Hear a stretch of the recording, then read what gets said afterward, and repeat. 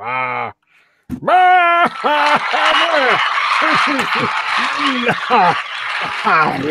country must be full of fucking losers.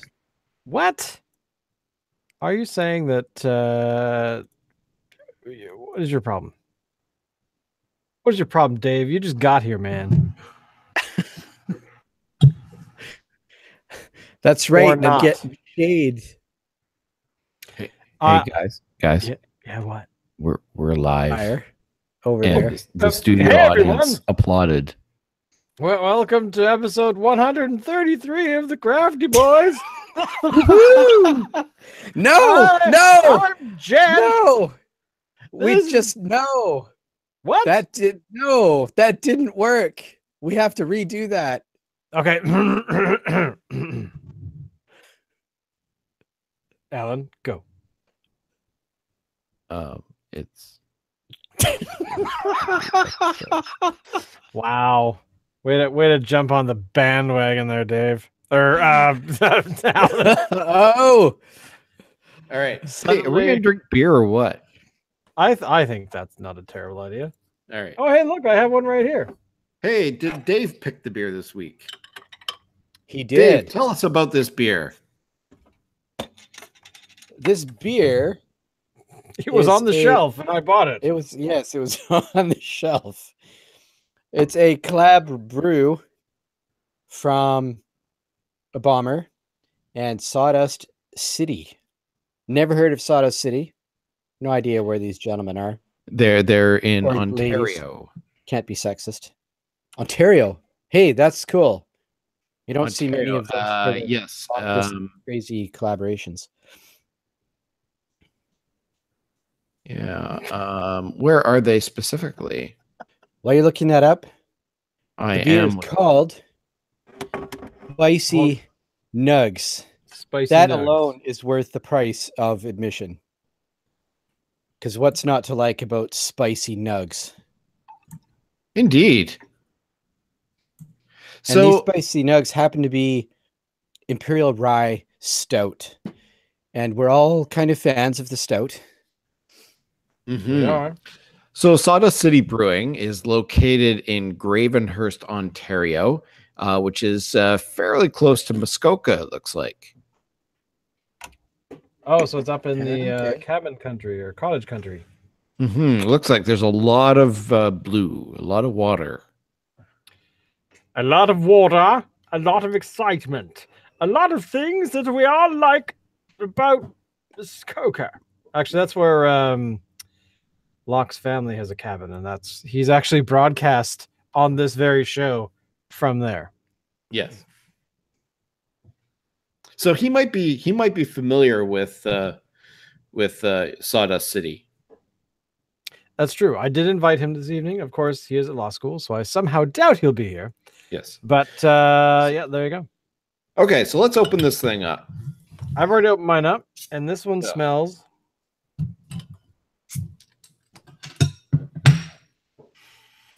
Kind of smells like a barley wine. Really? A little bit. We'll put it in the glass first, and then that's when that barley wine kind of. It's like oil. Whew. Seriously, I mean, this has like it pours like it's motor oil.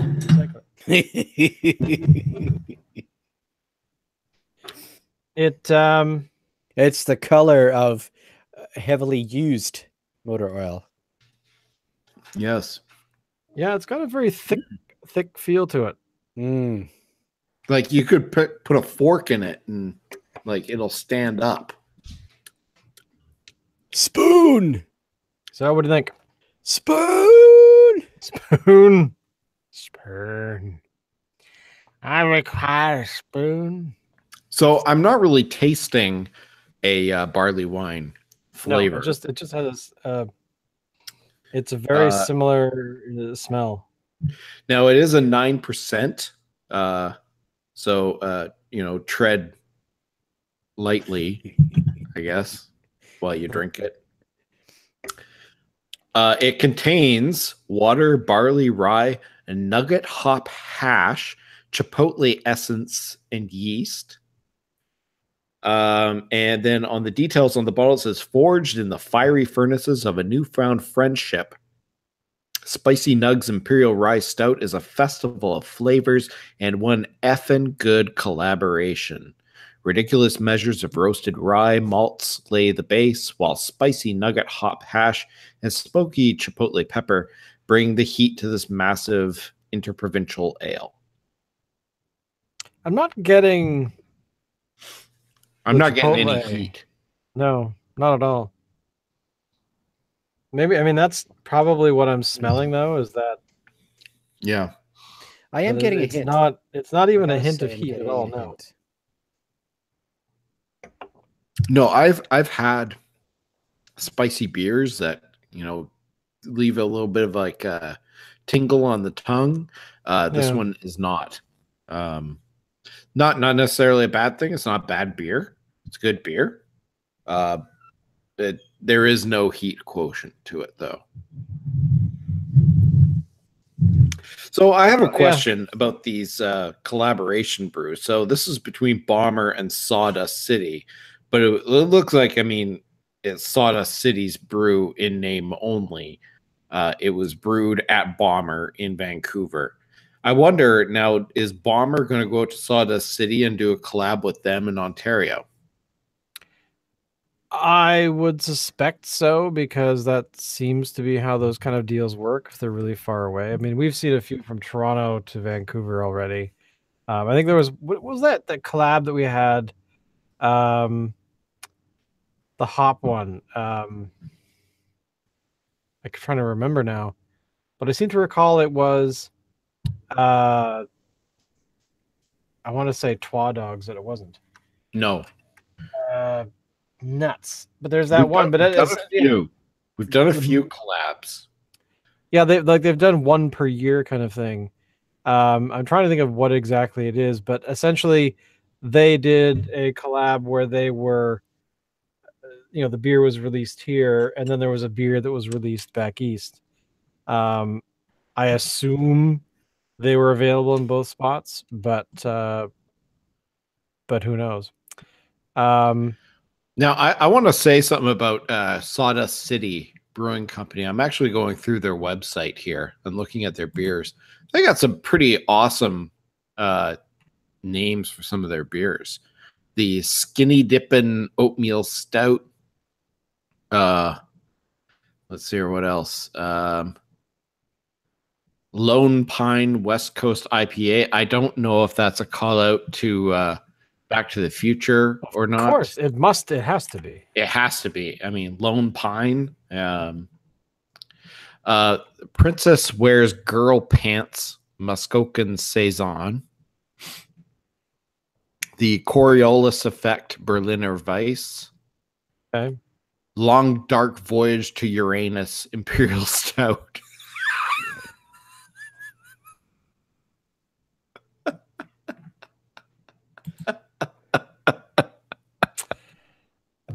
That's awesome. Wow. You know what? That beer could be crap and people are going to buy it anyway just because of the name. Right? Yeah, totally. I think they need to name one that's called Bob Cajun something. Yeah, maybe. So it doesn't look like on their website anyway that they've got a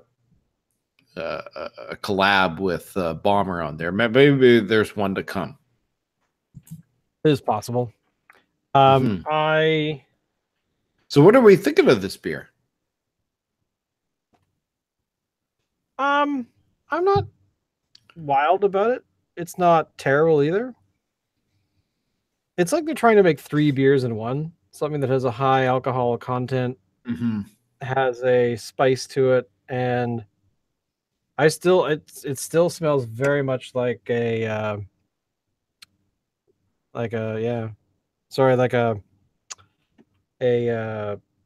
barley wine, but I mean, it's kind of in the ballpark for a barley wine. It's got a little IPA going on for me. It's got that hit of. I think it's just okay. It's not stunning, but it's okay. Yeah, it's passable. I mean, beer's like pizza. Even when it's bad, it's still pretty good. So, you know, um, it's a good beer. It's not great. It's not absolutely detestable or anything like that. It's absolutely drinkable, and I definitely think that there's a market for it out there. I don't think I would personally get this again, but I'm glad I got it once and tried it. Yeah. Is that how we all feel? I think so. I think that it's definitely a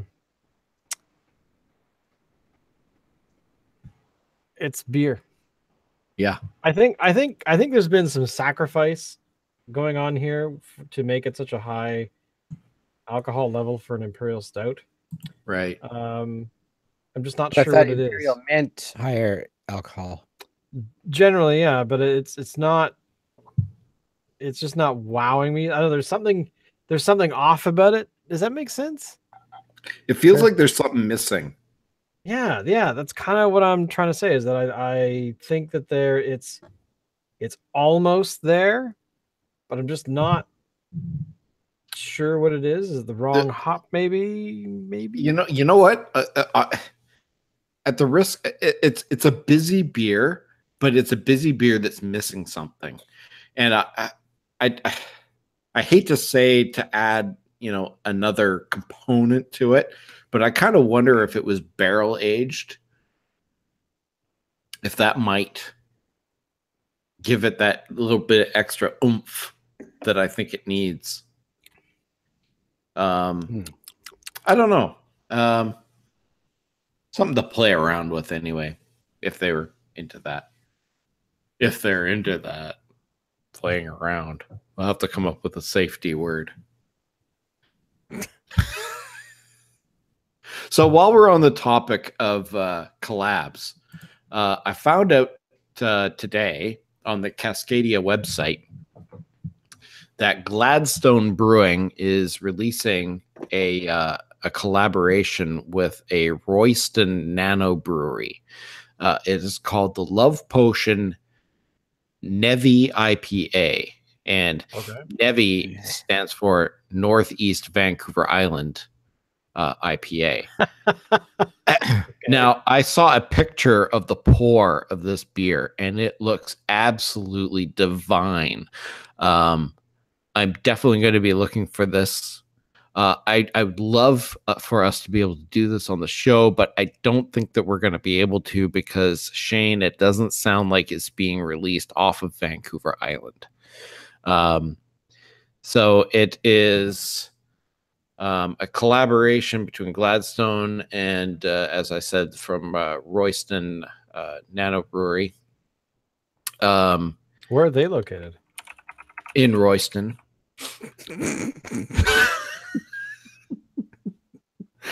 So it was released yesterday at a launch party at Gladstone Brewery. It is being distributed to Cascadia liquor stores on Vancouver Island only. Proceeds from the beer will be donated to the BC Children's Hospital, Oncology, and YANA Comox Valley. Right. Whatever that is. I don't know what that is. You are not alone. Is that what it stands for? That is, in fact, what it stands for. Really? Yep. It's a charity that supports families that can't foot the medical bills for, I believe it's specifically for travel for kids' Usually, medical. Yeah, like okay. Ronald McDonald House, that kind of thing, where they've got that sort of, kids that have issues with cancer, things like that, horrible things, but their family can't stay, they can't afford to stay anywhere. So, yeah, it's kind of that sort of thing. Right. If for whatever reason somehow this is available in Vancouver, I'd love to be able to do this because it looked, when I saw the pour on the Facebook page for Cascadia liquor stores, it looked good. It didn't look like your typical IPA. It was Nice. I don't know. It looked like a dessert. Maybe it was just a really good pour. I don't know, but wow. It does sound good. I want it now. Please. Okay. Please. You sent some news items there, Alan. Yeah. Any of them you want to start with? Well, I mean, whatever. Just to spark some discussion. Because I really think that the one that we need to watch first, and watch it hard, and show no mercy when watching it, is this. So, Dave, if you haven't read this since you showed up a little bit later, there is a TV show. I don't know if it's a one-off thing. 10 half-hour episodes written by Hot Tub Time Machine scribe Josh Harold and Kumar, John Hurwitz, and Jaden Schlossberg, is a show called Cobra Kai, which is a sequel to the Karate Kid movies. The original ones, not the original ones. Yes. Not the one with $1 Million Baby actress whose name escapes me the one. But essentially, I think to summarize what it's about is 30 years after the original All Valley High tournament, the main villain, Johnny, has basically reopened the Cobra Kai dojo, and I guess is what is it? Oh, here we go. So Daniel walks in and says, "Johnny, you and I, we're not done." So 30 years later, it's like, dude, what have you been doing for 30 years? I want Elizabeth Shue to be in this thing. Holy hell. Other than that, basically, Johnny is opening up the dojo, and I guess they're gonna beat each other up some more. Why do I picture, like, 50-year-old? My understanding is that it's going to be the kids of Johnny and Daniel LaRusso who are going to kick the crap out of each other. Oh, I would not doubt. Well, this is what I'm saying. Like, but you know what? Like watching you know what they have to have? Year-olds beat each other and then go, oh, hold on, oh God, sweep the leg. No, I can't get up to do that. Yeah. That's totally what I picture. They gotta have that. They gotta have the guy there. They have to bring him back. The guy that says, get him a body bag. Oh yeah, it was that guy. What was it about? I don't know, five or so years ago. They had that band, probably a bit longer than this. I don't know. It's been a while, but essentially, some band released a song called "Sweep the Leg, Johnny," and it actually had the actor who played Johnny in it, with a bunch of the Cobra Kai people, including the "Get him a body bag, man." But it also had oh my God, what is his name? Who is Daniel's son? Who are Ralph Macchio?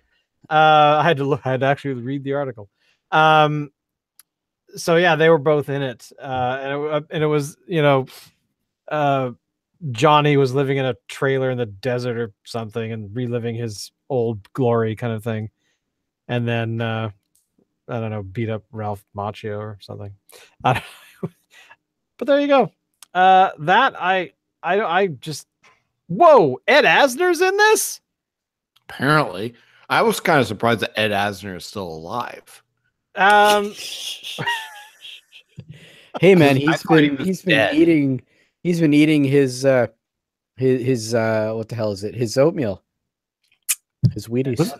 I thought that was Wilford Brimley. Oh, right. Yeah. There actually is a website called deadoraливeinfo.com Really? where you can actually look up people's names. What was there was that website, Is Fish Still Alive? There was a website where the actor who played Fish on Barney Miller was, still alive, and all it was He's actually really dead now.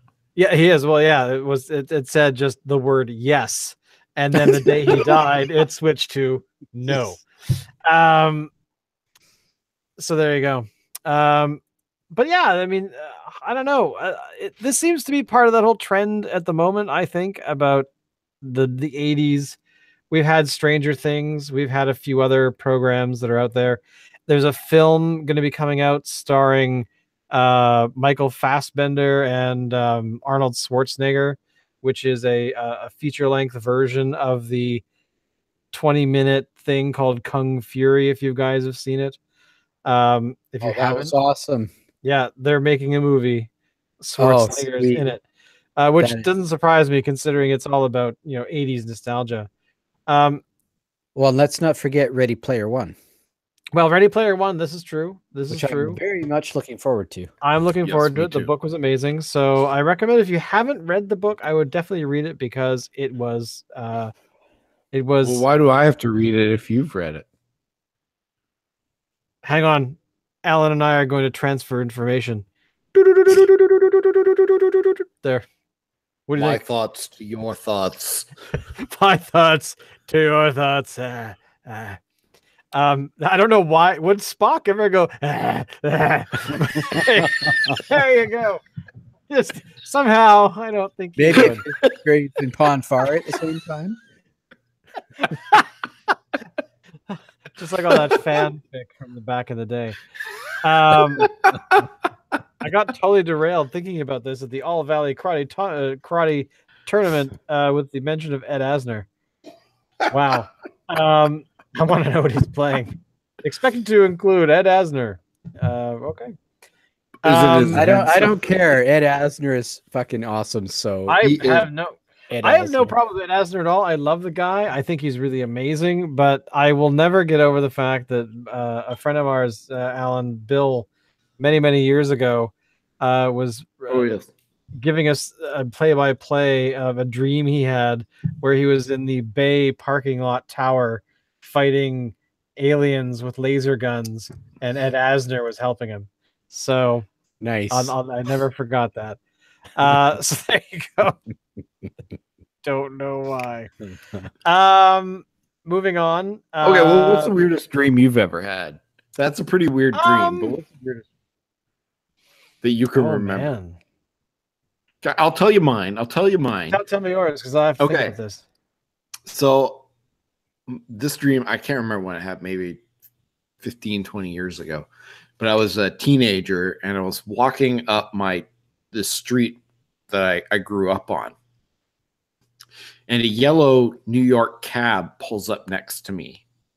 And Garrett Morris from the original cast of Saturday Night Live gets out and starts beating the crap out of me. Like, for no reason. He just jumps out of the cab and starts wailing on me. Hi, I'm Chevy Chase, and you're dead. I go into a defensive posture, right? And I lean back and deliver like a huge blow with my foot, right? I kick him, right? Like a roundhouse kick thing. And as soon as my foot impacts Garrett Morris, I'm woken up to my wife screaming in pain.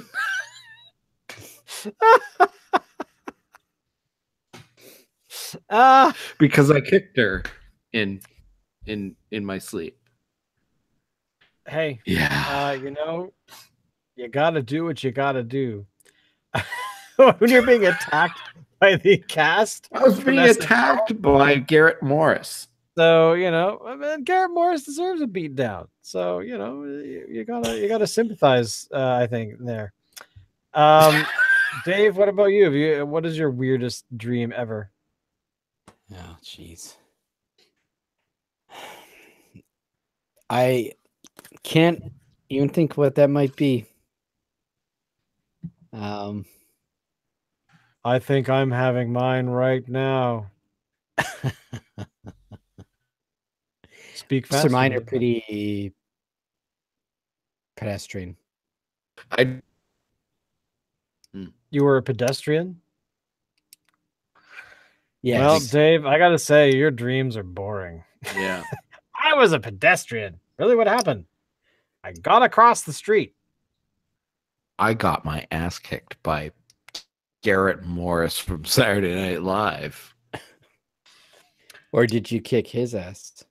We'll never know. We'll never know because he got woken up after kicking his his wife. I'm trying to think what would be a weird dream. I probably have many. The one that pops into mind is I was where was I? I don't know. I was somewhere. World War II, maybe World War One. I'm not sure. But I was I was with a bunch of dudes. We had guns. I'm assuming we were soldiers in the Canadian military, maybe. Trying to get from I remember being in a building and we had to get across the street to get to another building or something. And a bunch of people ran across the street, and I was I think I was like the last or second to last. And I remember just feeling warm on the side of my throat and going, ah, and then waking up and feeling very warm. But that was about it. I think that's probably one of the weirdest ones. I can't think of any other weird ones though. Like Past life dream, man. Past life dream. Past life, I was a soldier in a far away place. But yeah, I don't know. I think it was pretty weird because I remember waking up going, that was weird. Okay, so that reminds me of one that I had that was okay, pretty strange. I was out on the road in front of my place. From what I remember, this is a pretty old dream. And for some reason, I'm shooting at the house or want to shoot at the house. I've got this gun. You're shooting at your house? Yeah, or something like that. So the only thing is the freaking thing prints out a photo. Your house? That reads bang. Like out of like your door comes like a photo. It's like no, out of the gun. Oh, out of the gun. I think that qualifies. This is a bit weird. Well, what's the photo? I don't remember. Maybe it was the house, like the scene I was looking at. I don't know. I think that's shooting the house with pictures of the house. I don't know, man. I told you, it's weird. You know, I think that could be a sign that you're a psychotic. I don't know. I mean, I'm just saying. Yes. Although I just thought of another one. I remember having a dream many, many years ago when I was, maybe somewhere around the age of 8, 9, 10, somewhere in there. Probably actually might have been younger, but I developed the power to shoot like webbing out of my wrists, like Spider-Man. But the problem was it was bubblegum. So I just was shooting bubblegum, but of course couldn't hold the weight of anything. So that was that. I remember that one. That was pretty cool one. You know what? When I was, I don't know how old I was, maybe 4 or 5, I had a dream that I had gold Lego. And wow. Everything I made was sparkly and shiny and awesome. And when I woke up, I realized that there was no gold Lego. It was all a figment of my dream. And I was so depressed. I was like, Mom, what happened to my gold Lego? What gold Lego? Well, my gold Lego. I made a car with it. There's no gold Lego. Oh, it was such an awesome car. You're dreaming that you're Richie Rich, huh? No, it was just gold colored Lego. I don't know. It was actually solid gold Lego. I mean, may have been gold plated. I don't know, but it was shiny and cool. The thing is, now I think you can get gold Lego. I was going to say that I seem to recall that there was somewhere that you could get gold in Lego. I'm asking the internet. I think I should get like some sort of like a finder's fee, or some sort of like a massive lump sum payout for coming up with the idea. Yeah, I mean, sure, I never told anybody about it. Somebody has made a gold brick out of Lego, or a gold Lego, like a solid gold. Yeah. $14,000 if you want to pick one up. For that price, I can get like 3. So it was a 2x4 brick made of entirely 14 karat gold, set in a black plastic case. It was a Lego logo was embossed on the side. The set was given out in the early 80s to employees who had worked at the Lego factory for over 25 years, and to some of Lego's business partners at the time. Released between 1979 and 1981. Given away for free to Lego employees. And wow, what would it be worth now? Well, it looks like the last time it was sold on eBay, it was $12,500 US. It does not say when that sale occurred, however. But it does look like that. Yeah, it is a thing. I'm assuming it's also the same size as a real brick. I can't really tell. I would imagine so. It must be. And most people that hold down that kind of a job have a freaking watch to look forward to after 50 years. Yeah, exactly. Or a pen.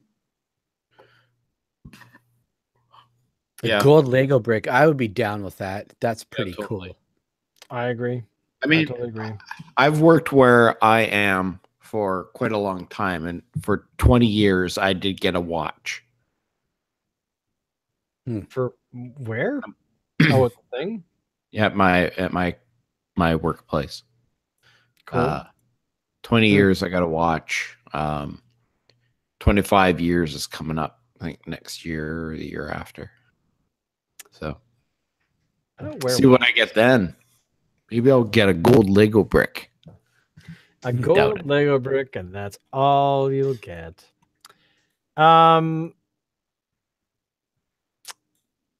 Alternatively, I'd be fine just with a Lego, or not Lego, with a block of gold, you know. Or just a block of gold. To it. I don't care what shape it's in, just as long as it's gold. Yeah. Gold. We actually talked about an article recently about how craft beer is healthier than wine. Sometime in, I would say, November-ish, somewhere in there. I remember talking about it anyway for a short period of time. But we have another organization saying, yes, it's right, that the antioxidant content that's supposed to be in wine is plentiful in beer, and therefore, drink a beer a day and you'll be, you'll live longer. I have no problem with this information. Dave, any problems with this? Yes. I don't know if ginger beer falls under this thing, so probably not. Nor does root beer. I don't know if it's the crabby stuff. I suppose. Be interesting to know. Reminds me, has anybody seen the Ginger Ninja? No. The Ginger Ninja? Yeah. The Ginger Ninja was a seasonal. From Black Hog. And I don't know that it came out last year. But it tends to come out in the summer. Well, I clearly remember the one and only time I got it, which was actually when I was going to hang out with you, Shane. Oh, really? I was still living over there. And I can't remember why I even picked it up, honestly, but I did. And I thought it was fucking awesome. I have not seen it since.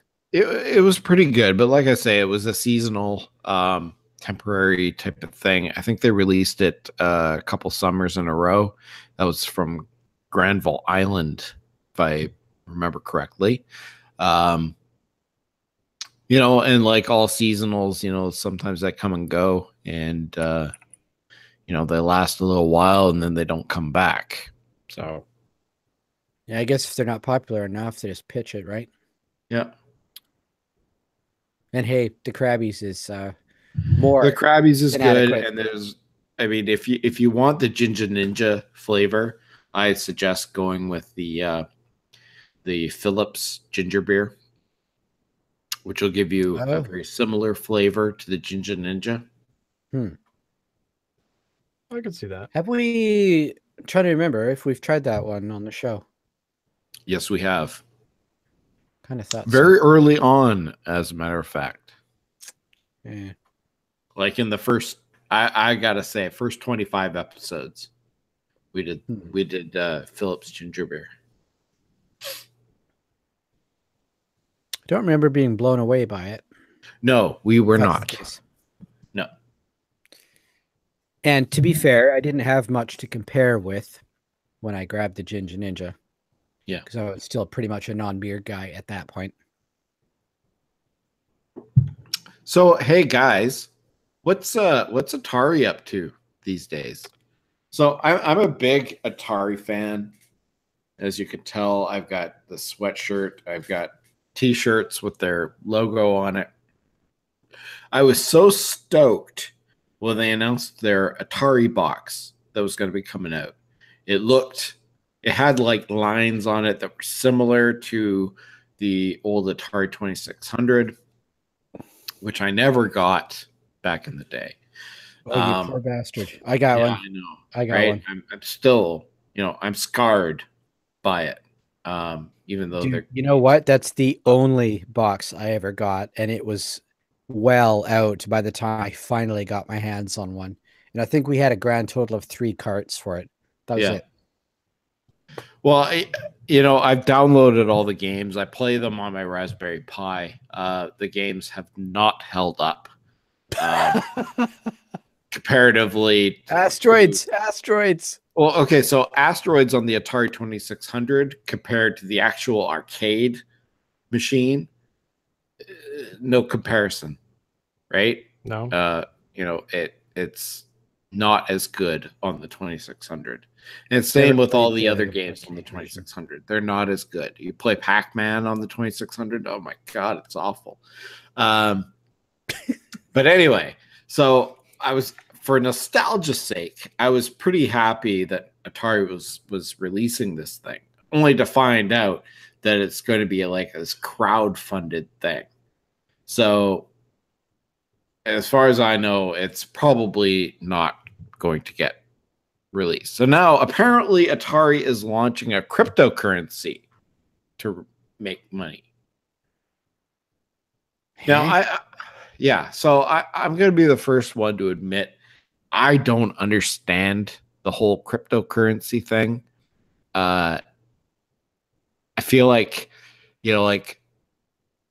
I'm like when I was a teenager, I was talking to my dad about computers, and my dad, it completely went over his head. I feel like that's what cryptocurrency is for me. But it just seems like a get-rich-quick kind of scam. And apparently Atari is launching its own cryptocurrency now. And nobody seems to really know why. It's been reported by Gizmodo that this is going to be happening. No idea why. What do you? So I just wanted to bring it up with you guys because maybe you guys know stuff about cryptocurrency that I don't, and maybe can shed some light on this. So why would a company like Atari release their own cryptocurrency? Because it's relatively easy to do. Mm-hmm. That's really the only reason I could think of. I don't know. I think that it's kind of a dumb idea, but at the same time, they are a recognized brand that's been around for a long time. So maybe they think some nostalgia hounds, we're going through the 80s nostalgia right now. Atari fits right in with that. Why not? The expenditure for setting one up is, I've seen software that allow you to set up exchanges relatively cheaply, like $20,000 kind of thing, where if you wanted to do it yourself, it would only cost you maybe $500,000 to set one up. But again, there's plenty of software out there. A lot of people that already have built exchanges that are making their own software that other people can set up exchanges. So why not? It's a way to print money because you want to spend or you want to collect or spend money on cryptocurrencies. It's getting harder to do so, considering now like Visa, MasterCard don't allow you to buy cryptocurrencies using their cards because they feel that they're dangerous. There's Yes, also dangerous to their business. In what way? You're saying cryptocurrencies are dangerous to Visa or MasterCard? Absolutely. Cryptocurrencies What are way? absolutely dangerous to the entire financial system as it stands on the entire planet. Elaborate. Well, blockchain is entirely distributed, uncontrolled by a central body or person. Not entirely. And that is completely anathema to the financial industry on the planet. It would ruin the industry, basically, if it became the way that we did business with each other. Because the three of us could, using a blockchain currency, do business with each other without interference or need for any other institution of any kind whatsoever. But isn't that kind of inherently dangerous itself? How? Well, it's unregulated. Mm-hmm. And somehow that's a benefit, according to Dave. Well, I would like to put this question to you two. How is it that the regulation, and I'm using the most sarcastic air quotes I can possibly manage, in the financial industry now, as it stands, how's that helping the three of us? Or the vast majority of the human beings on this planet? I would argue it's not. In fact, it's harming. Then you don't know anything about 90%. banking, sir. But it seems to me that if I think in a lot of cases, maybe what Dave is saying is true. But if it's unregulated, what's to prevent somebody, who maybe has unscrupulous principles or whatever, It's already happened, from coming in and creating some sort of a scam to bilk innocent people of their money? Already happened on all accounts. That's the thing, true. is that there's a lot of issues with it. It's different, granted. It's trying to answer a question about what are we going to do about countries where, say, I don't know, inflation goes crazy. How does that affect countries next door? How does that affect the international markets? All that kind of stuff. And it's trying to create a new way of doing financial transfers. But now, a few years on, a good, 10, no, not even 10 years on, like most things that nerds create, there are inherently flaws just from the nature of making things. And part of the problem is not necessarily the currency itself, the technology itself. It's how they interact with the exchanges. And the exchanges, on many of them now, have opened and closed and taken people's money with them. So this is the problem, is that the lack of regulation. I mean, South Korea and China of all places, are threatening, if they haven't already, threatening just outright bans because they can't control it. Oh my God, are we going to go to conspiracy theory land in your world, man? Jesus Christ. There's no conspiracy. There's nothing to do with it. They literally cannot control blockchain. And that is what the Chinese government is. You can control blockchain. This is the problem. There's this fallacy out there that blockchain is invulnerable, and it is not invulnerable. This is the problem. No, the people basic can abuse it. Invulnerable. It can be abused, yes, but that's the problem, is that we've had too many countries and too many groups that have abused it in a great way, more so than any financial institution ever has had its abuse run away with it. Granted, 2008, which is where this whole technology was born from, is an issue, but I would say it's probably orders of magnitude worse than what's happened with blockchain when you consider the amounts of money involved. True, but here you got to remember, who's actually using blockchain the majority of the time? Yeah, I don't know if I'm going to agree with organized crime and all kinds of things. Who's been saying that? That's what I want to know. Who? They've openly admitted it. Crime syndicates all over the place. They're like, yeah, that's totally awesome. We're doing it. Next week on the McNeil Leher Hour. I mean, it's not. We'll discuss other boring topics. But just for the things you've said, Dave, it leads me to understand that you actually don't understand how it actually functions. Plainly calling your bullshit.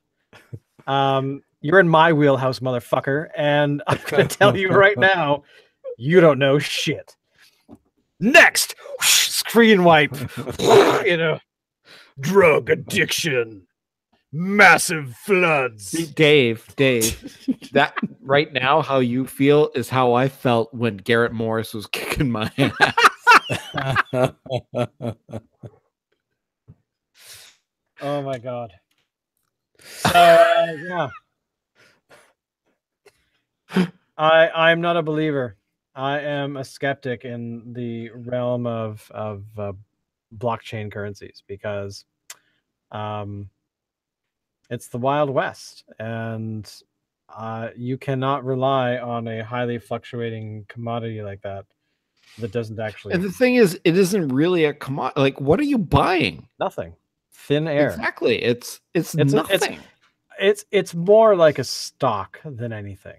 No, it's not a stock. A stock is something that is like an actual thing that you buy stocks in like Microsoft or something. It's an actual company that produces actual products that people actually buy or pirate. And with cryptocurrencies, they don't produce anything. You're not buying anything. Like, this is it kind of strikes me as being like a pyramid scam in a way. How are you buying anything with the $5 bill that you've got? What are you buying when you've had that bill? Like a coffee or bananas or you're doing that with blockchain too. Pack of sugar. No, I'm not buying anything. I'm buying a cryptocurrency that has no intrinsic value. It's nothing. It's air. It's an idea. And the $5 bill is not because it's guaranteed by the Bank of Canada, you idiot.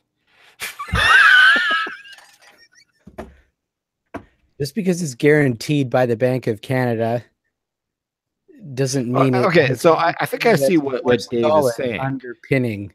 What I think what Dave I'm is coming saying. to your house. I'm gonna beat the crap out of you right now. Bring So- it, motherfucker. So See, big- you don't get it, do you? There is nothing fundamentally underpinning the money that we use in our economy today. Actually, there was nothing ever underpinning it, because when you really look at it, if you want to go back to the beginnings, we had the gold standard. Ooh, gold was guaranteeing the value of our dollar. Huh?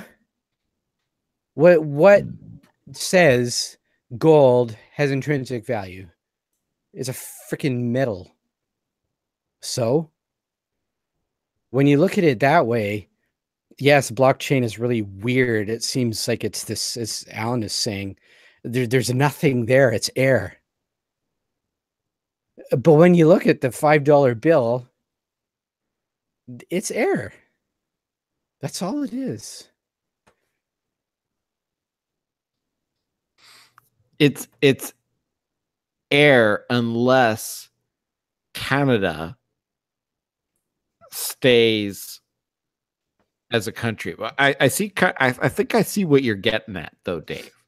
If Canada ceased to exist tomorrow for whatever reason, maybe we were taken over by some foreign power or whatever, so something catastrophic happened, and Canada ceased by Mexico. Canada ceased to exist tomorrow, that $5 bill would be worth the same air as your average cryptocurrency is. It's only the $5 bill only has value because we as a society place a value on that $5 piece of paper or plastic or whatever it is now. And same deal with cryptocurrencies.